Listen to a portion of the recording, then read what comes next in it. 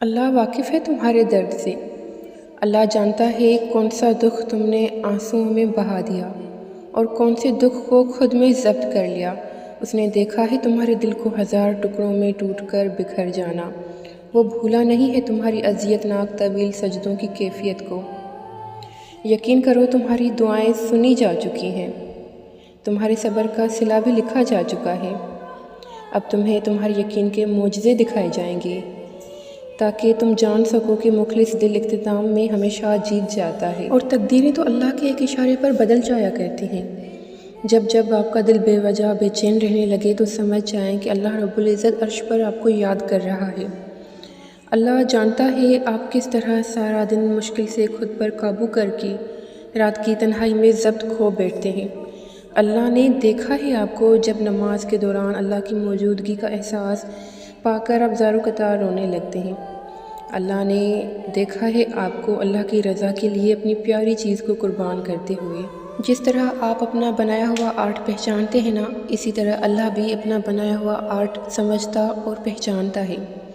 اللہ نے آپ کی کوششیں ضائع نہیں کی ہیں، اللہ آپ کے صبر کو ضائع نہیں جانے دے گا۔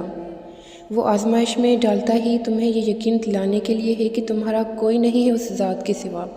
جب آپ انسانوں پر ڈیپینڈ کرنے لگتے ہیں نا، تب اللہ آپ پر آزمائشیں ڈال دیتا ہے۔ اللہ آپ کو یہ بتانے کے لیے آپ پر آزمائش لاتا ہے کہ اللہ کے سوا نہ تو کوئی آپ کا پہلے تھا اور نہ کوئی آپ کا ہے۔ اللہ تعالیٰ قرآن پاک میں فرماتا ہے کہ بے شک اللہ ہی تمہارا پہلا سہارا تھا اور اللہ ہی تمہارا آخری سہارا ہے۔ جب آپ اللہ کو چھوڑ کر پھر معمولی لوگوں کے پیچھے ان کو اہمیت دے کر اللہ کو بھلانے لگتے ہیں نا، تو اللہ کو یہ بات پسند نہیں آتی۔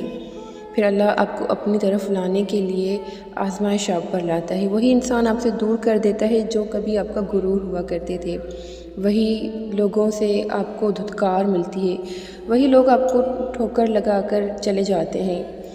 جب آپ کو احساس ہوتا ہے کہ جن کے پیچھے میں بھاگ رہی تھی یا بھاگ رہا تھا وہ تو کچھ بھی نہیں تھے، اللہ ہی ہے آپ کا، اللہ کے سوا کوئی نہیں۔ بس یہی احساس دلانے کے لیے اللہ آپ پر آزمائش ڈالتا ہے۔ جب آپ کو یہ احساس ہو جاتا ہے، جب آپ کی اللہ سے پکی دوستی ہو جاتی ہے تو یہ آزمائش بھی ختم ہو جاتی ہے۔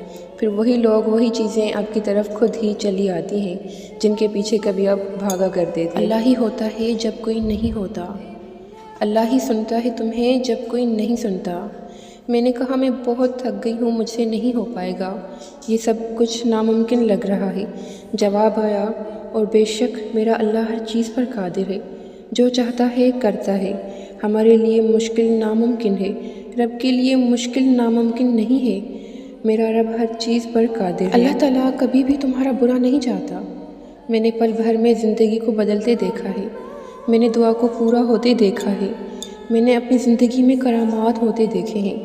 سب کچھ اتنی جلدی نہیں ہو جاتا، ہر چیز وقت پر ہوتی ہے۔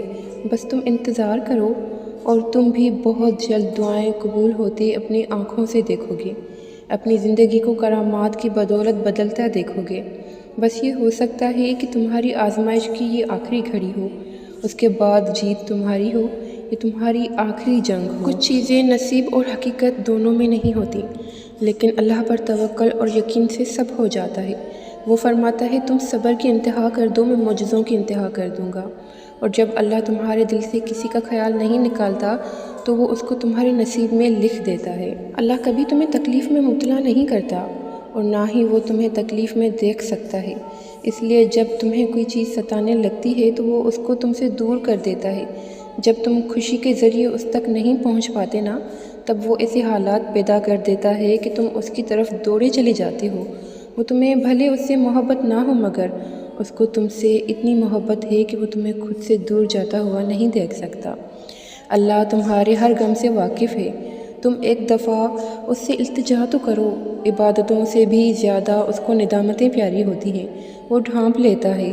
جس زخم پر سے دنیا کپڑا ہٹا لیتی ہے نا، وہ اس پر پردہ ڈال دیتا ہے۔ جب تم خود کو بھی معاف نہیں کر پاتے، وہ تب بھی تمہیں معاف کر دیتا ہے۔ اور اگر سب کچھ فوراً ملنے لگے اور ہو بہو ویسا ہی ملنے لگے جیسا تم چاہتے ہو، تو تمہیں کیسے پتہ چلے گا کہ جو چیز اللہ سے مانگ کر اور اللہ کو منا کر ملے، اس چیز کا مزہ بن مانگے مل جانے جیسا نہیں ہوتا۔ اور اگر نیند آنکھوں میں اترنے لگے تو تم کیسی رات کی اندھیروں میں وہ سرگوشیاں سن سکو گے جو اب اللہ اور تمہارے درمیان ہوتی ہیں؟ تمہاری دعائیں سن لی گئی ہیں، مگر یہ وقت آزمائش ہے، اب کے انتظار کتنا کرتے ہو؟ اور میں نے سنا ہے تہجد میں دعائیں قبول ہوتی ہیں، جن کی اب تک قبول نہیں ہوئی ان کی بھی قبول کر لی جائیں گی، وہ بھی بہترین طریقے سے۔ بے شک تہجد مومن کے لیے بہترین شفا ہے، اسے سب یاد ہے۔ تمہارا راتوں کو اٹھ اٹھ کر دعائیں کرنا، اپنی دعاؤں کی قبولیت کے لیے معجزے کا انتظار کرنا، تمہاری تڑپ، تمہاری جستجو، وہ کچھ نہیں بھولا۔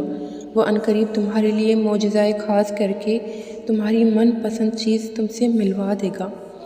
نصیب کسی نے کھول کر تو نہیں دیکھے ہوئے، وہ تو اللہ کے لکھے ہوئے ہیں، اور اگر کسی کے برے ہوں تو نصیب کبھی برے نہیں ہوتے کیونکہ وہ اللہ نے لکھے ہیں۔ اللہ زندگی میں درد دکھاتا ہے، اس کا یہ مطلب نہیں کہ ہمارا نصیب درد بھرا ہے، بلکہ اس لیے تاکہ ہم بہت ساری دعائیں مانگ کر اسے اللہ سے اپنے نصیب کو اور خوبصورت لکھوا لیں۔ پتہ ہے ایسا کیوں ہوتا ہے؟ اللہ کیوں کرتا ہے ایسا؟ اللہ ایسا انہی کے ساتھ کرتا ہے جن کو اللہ چاہتا ہے اور اللہ ان سے محبت کرتا ہے۔ میں نے اللہ سے طاقت کی دعا کی اور اللہ نے مجھے مضبوط بنانے کے لیے مشکلات دے دیں۔ میں نے اللہ سے عقل کی طلب کی اور اللہ نے مجھے مسائل حل کرنے کے لیے دے دیے۔ میں نے اللہ سے جرأت کی دعا کی، اللہ نے میرے نفس پر قابو پانے کے لیے میرے راستوں میں رکاوٹیں کھڑی کی۔ میں نے اللہ سے محبت کی طلب کی اور اللہ نے مجھے لوگوں کی مدد کے لیے بھیجا جو مشکل اور پریشانی میں تھے۔ میں نے اللہ سے خوشیوں کا مطالبہ کیا اور اللہ نے مجھے بے شمار دیا۔ ہو سکتا ہے کہ مجھے کچھ بھی نہ ملا جس کی میں نے خواہش کی ہو، لیکن مجھے اللہ نے ہر وہ چیز دی جس کی مجھے ضرورت تھی، اور اللہ نے مجھے ہر اس چیز سے نوازا جو میری خواہشات سے زیادہ بہترین تھی۔